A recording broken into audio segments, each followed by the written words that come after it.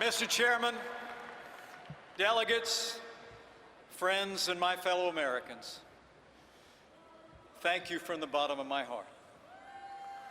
I am deeply humbled by your confidence, and on behalf of my family, here and gone, I accept your nomination to run and serve as Vice President of the United States of America.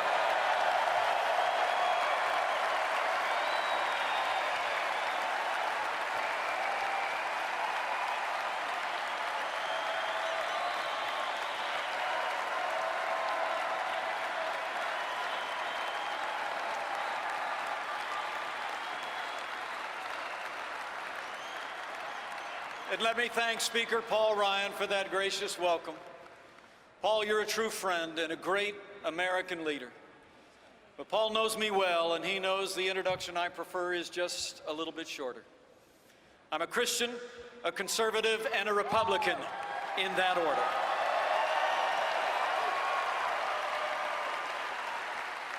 You know, I'm new to this campaign, and honestly, I never thought I'd be standing here. I thought I'd be spending this evening with all my friends from the great state of Indiana.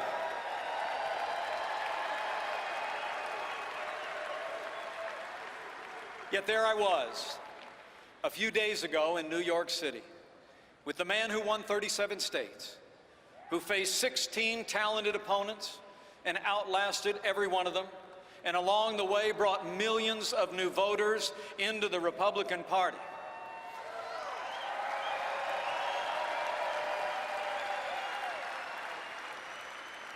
You know, he's a man known for a large personality, a colorful style, and lots of charisma, and so I guess he was just looking for some balance on the ticket.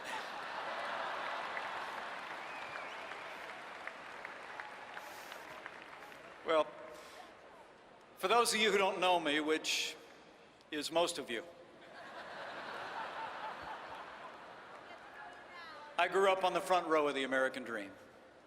My grandfather immigrated to this country. I was raised in a small town in southern Indiana in a big family with a cornfield in the backyard. Although we weren't really a political family, the heroes of my youth were President John F. Kennedy and the Reverend Dr. Martin Luther King, Jr.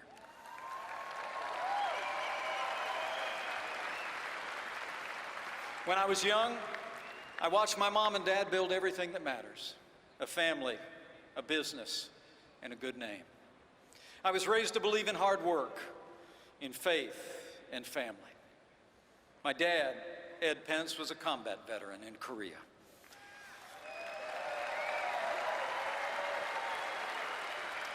Dad ran gas stations in our small town, and he was a great father. If Dad were with us today, I'd have a feeling he'd enjoy this moment and probably be pretty surprised. But it's such a joy for me to tell you that my mother is here.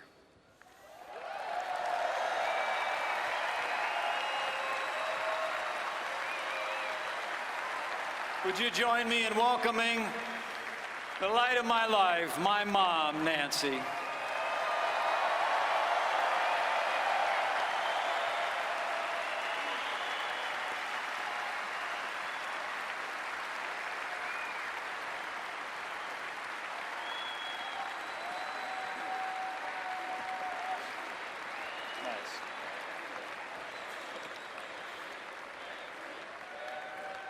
You know, growing up, I actually started in politics in the other party until I heard the voice on the ideals of the 40th president, and I signed on for the Reagan Revolution.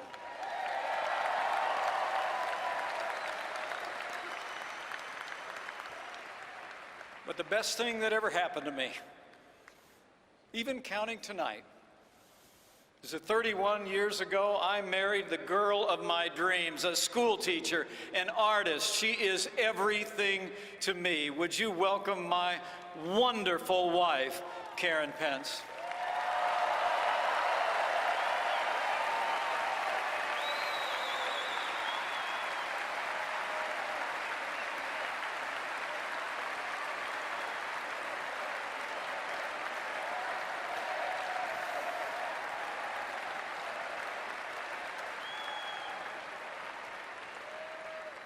And regardless of any title I'll ever hold, the most important job I'll ever have is spelled D-A-D. Karen and I are blessed. Karen and I are blessed to be the parents of the three greatest kids in the world. A writer named Charlotte, a college student named Audrey, and a second lieutenant in the United States Marine Corps, Michael J. Pence. I'm so proud of you guys.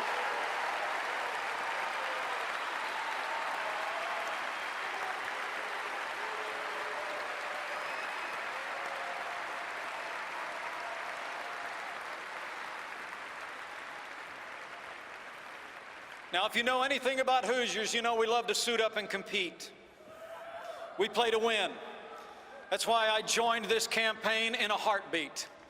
You have nominated a man for president who never quits, who never backs down, a fighter, a winner. Until now, he's had to do it all by himself against all odds, but this week, with this united party, he's got backup, and on November 8th, I know we will elect Donald Trump to be the 45th president of the United States of America.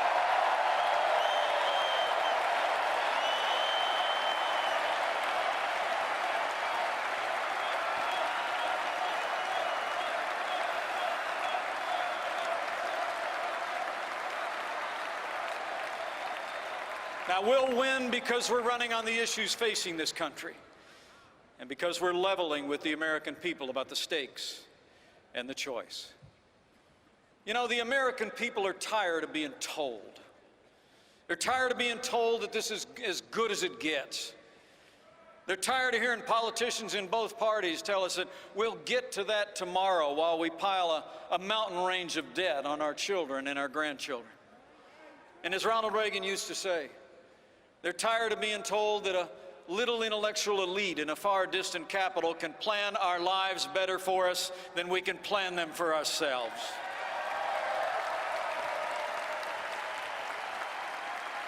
In the end,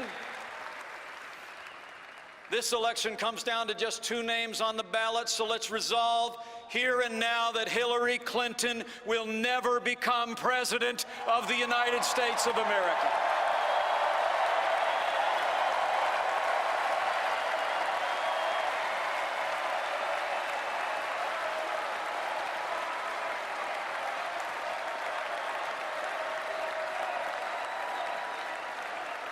Now, Hillary Clinton essentially offers a third Obama term, and the role is perfect for her.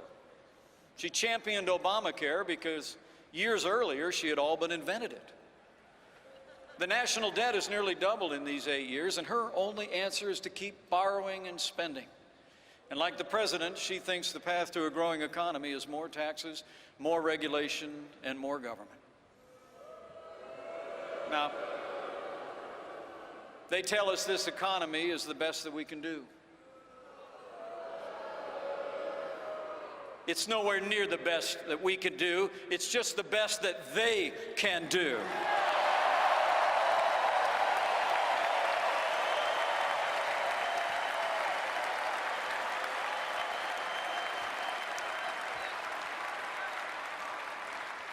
And let me tell you, I know firsthand it doesn't have to be like this. In my home state of Indiana, we prove every day that you can build a growing economy on balanced budgets, low taxes, even while making record investments in education and roads and health care. You know, Indiana is a state that works because conservative principles work every time you put them into practice.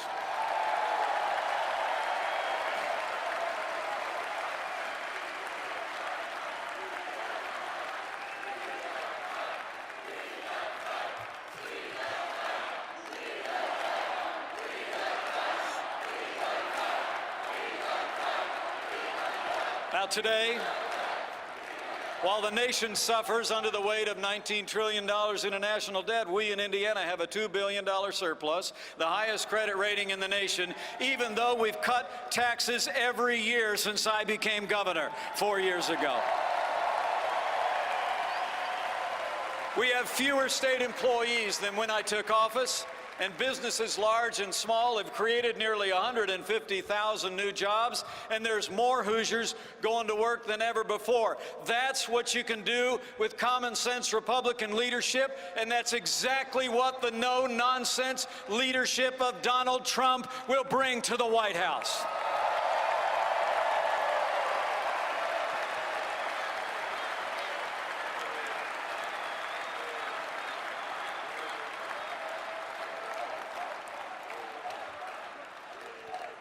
You know, Donald Trump gets it.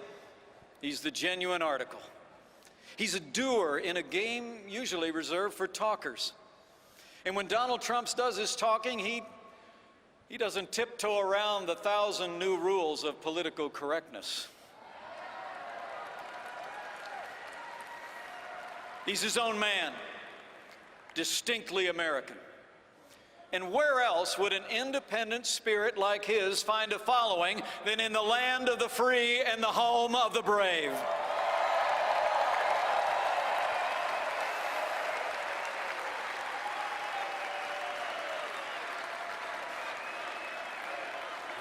The funny thing is,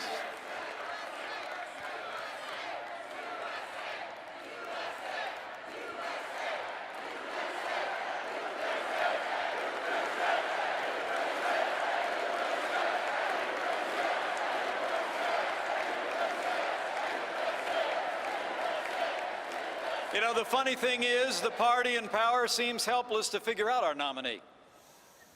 The media has the same problem.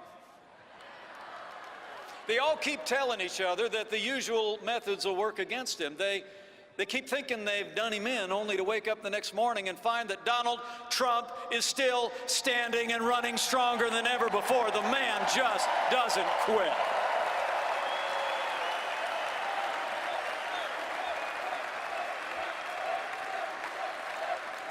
He's tough. He perseveres. He's gone about as far as you can go in business, but he's never turned his back on the working men and women who make this country grow.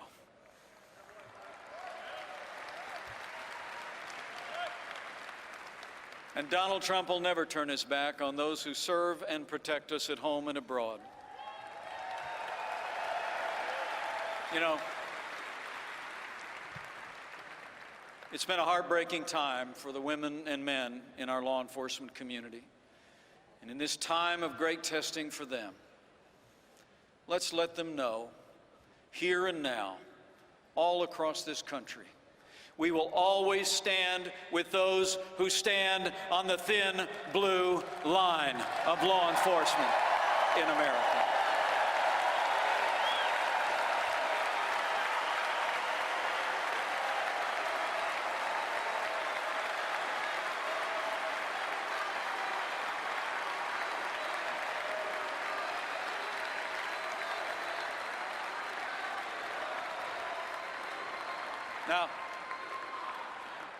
Now, while Donald Trump was taking my measure as a possible running mate, I did some observing myself. I've seen the way he deals with people who work for him at every level. And I've seen the way they feel about working for him. Now, I'll grant you he can be a little rough with politicians on the stage, and I'll bet we see that again.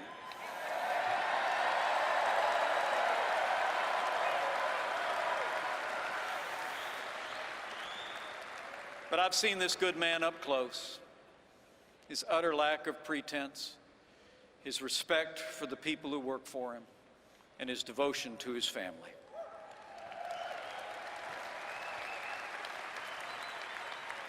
And if you still doubt what I'm saying, remember, as we say back home, you can't fake good kids. How about his amazing children?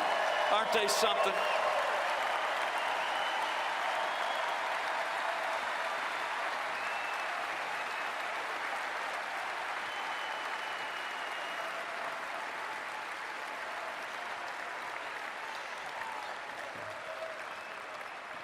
These are the true measures of our nominee, chosen by the voters as the right man for these times.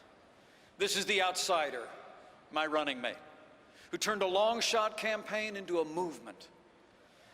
Now, over in the other party, You know, if the idea was to present the exact opposite of a political outsider, the exact opposite of an uncalculating truth teller, then on that score, you got to hand it to the Democratic establishment. They outdid themselves this time.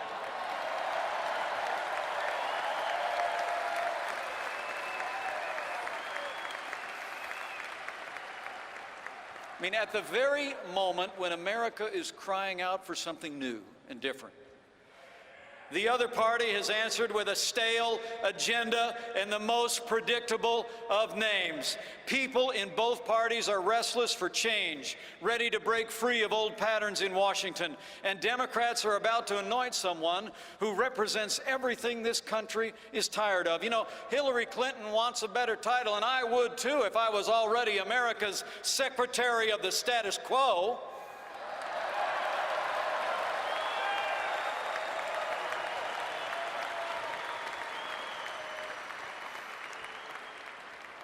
You know, the choice couldn't be more clear. Americans can elect someone who literally personifies the failed establishment in Washington, D.C., or we can choose a leader who will fight every day to make America great again. It's change versus status quo. And my fellow Republicans, when Donald Trump becomes president of the United States of America, the change will be huge.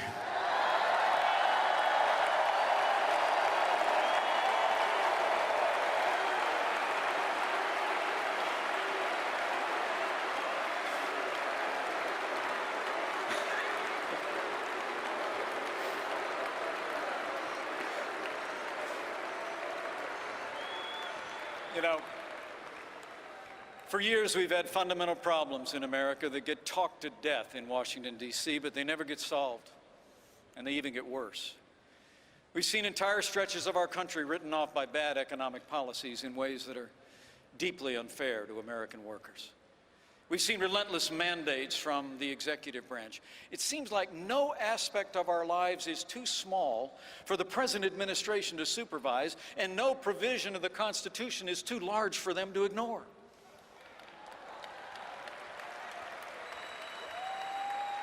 Meanwhile, we've seen borders that go unrespected, a military that's been diminished, and promise after ringing promise to our veterans promptly forgotten.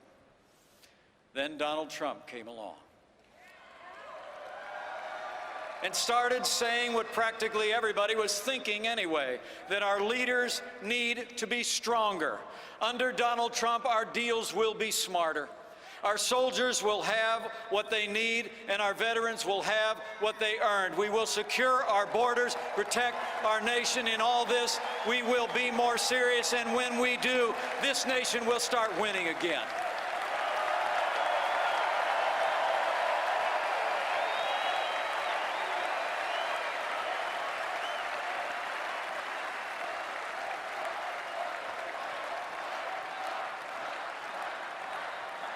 You know, that's the message that men and women in both parties have been longing to hear. But none of us should think for 1 second that this will be easy. The outcome of this election depends on us and how we contend with an incredible onslaught that's coming our way. You know, this won't be America's first glimpse of the Clinton machine in action, as Bernie Sanders can tell you. And this time around, she'll have the press doing half her work for her.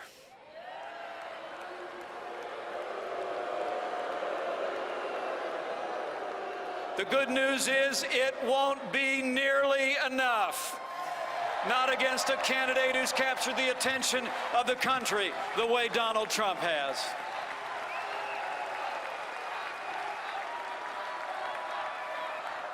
On issue by issue, he and I will take our case to the voters, pointing out the failures of the Obama-Clinton agenda and showing a better way. We will win the hearts and minds of the American people with an agenda for a stronger and more prosperous America. The establishment in Washington, D.C. thinks it's only a narrow range of voters who are giving Donald Trump a serious look. But I can tell you firsthand, There's a lot of Americans out there who feel like Democrat politicians have taken them for granted. It's union members who don't want a president who promises to put a lot of coal miners and coal companies out of business.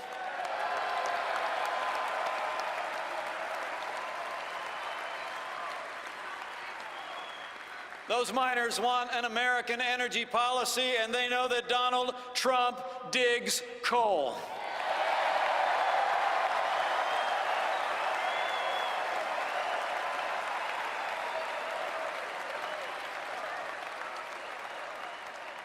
It's African Americans who remember generations of hollow promises about safe streets and better schools, and they know Donald Trump will fight for equal opportunity, and he loves educational choice.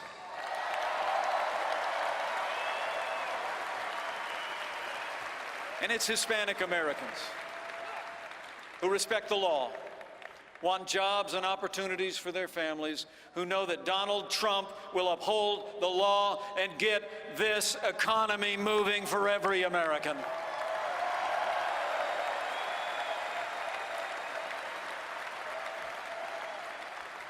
You know, the party of Lincoln was founded on equality of opportunity. And during these difficult days, it will be our party and our agenda that opens the doors for every American to succeed and prosper in this land.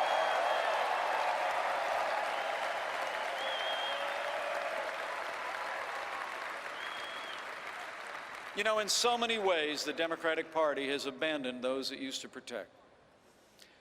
Maybe they become too entrenched in power, so comfortable at times that they lose patience with the normal legislative process. It's so much simpler to impose their values by executive order or court action. And make no mistake about it, Hillary Clinton has some big ideas along those lines, too.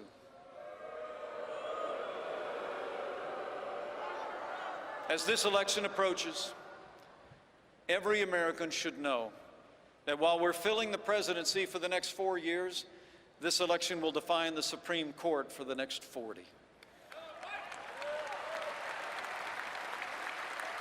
We all better think very carefully about what this means for our Constitution and limited government.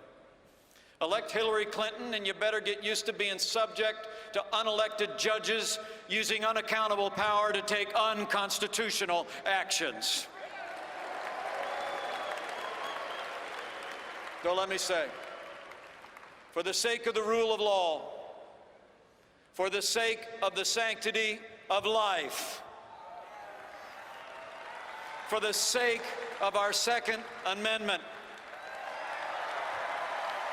and for the sake of all our other God-given liberties, we must ensure that the next president appointing justices to the Supreme Court is Donald Trump.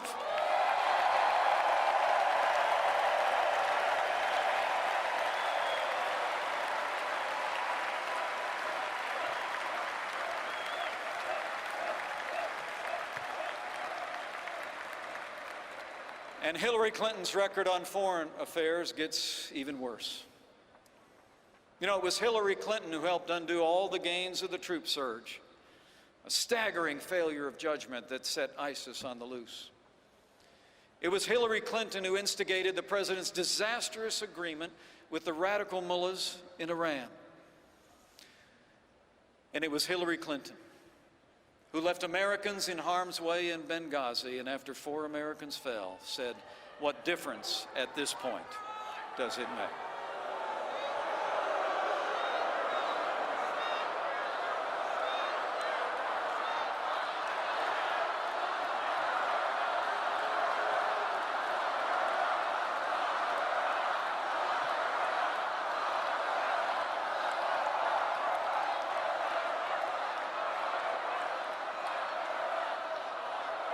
As the proud father of a United States Marine, let me say from my heart, anyone who said that, anyone who did that, should be disqualified from ever serving as Commander-in-Chief of the Armed Forces of the United States of America.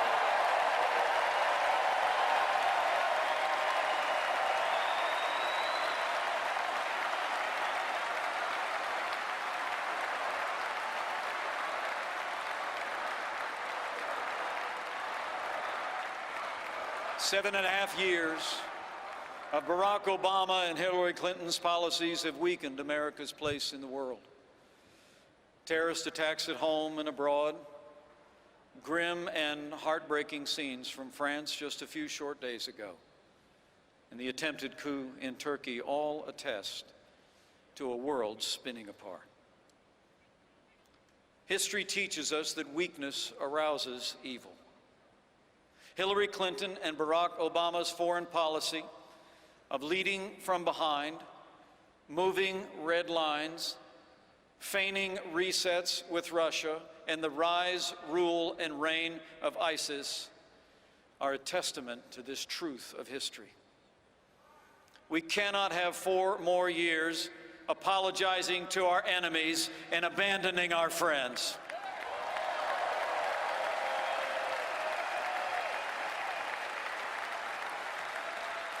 America needs to be strong for the world to be safe, and on the world stage, Donald Trump will lead from strength.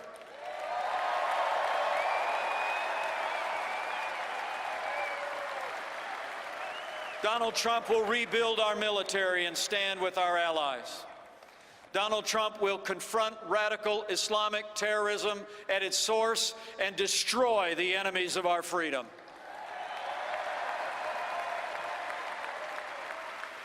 And if the world knows nothing else, it will know this: America stands with Israel.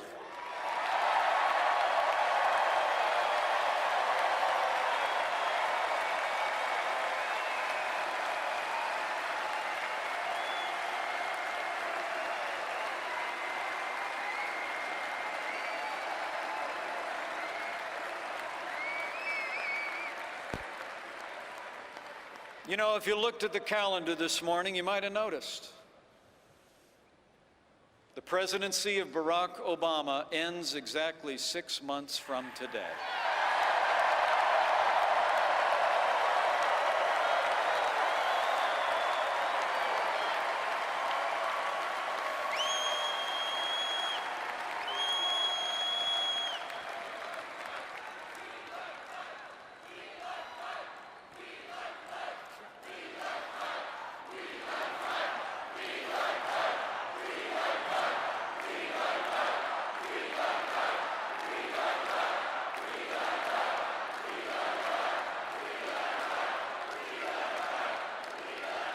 And this much is certain. This much is certain of the Obama years. They're not ending well. There seems to be so many things that divide us, so few great purposes that unite us as they once did. And it's at moments like this, moments when politics fail, that I believe we do well to remember that what unites us far exceeds anything that sets us apart in America.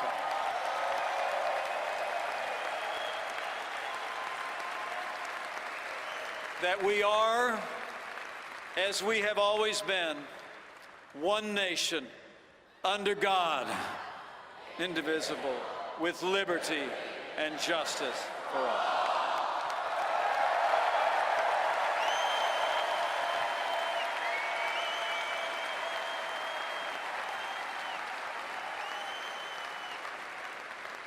Should I have the awesome privilege to serve as your vice president, I promise to keep faith with that conviction, to pray daily for a wise and discerning heart for who is able to govern this great people of yours without it. My fellow Americans, I believe we have come to another rendezvous with destiny. And I have faith. Faith in the boundless capacity of the American people, and faith that God can still heal our land.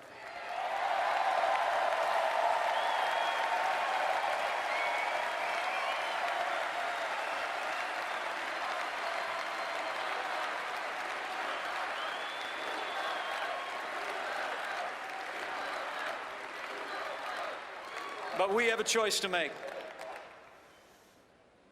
This is another time for choosing. If you want a president who will protect this nation, confront radical Islamic terrorism, and rid the world of ISIS, if you want a president who will restore law and order to this country and give law enforcement the support and resources they deserve, if you want a president who will cut taxes, grow our economy, and squeeze every nickel out of the federal bureaucracy, if you want a president who will build strong borders and enforce our laws, and if you want a president who will upend the status quo in Washington, D.C., and appoint justices to the Supreme Court who will uphold the Constitution, we have but one choice, and that man is ready. This team is ready. Our party is ready. And when we elect Donald Trump, the 45th President of the United States, together, we will make America great again. Thank you. And God bless you. And God bless the United States of America.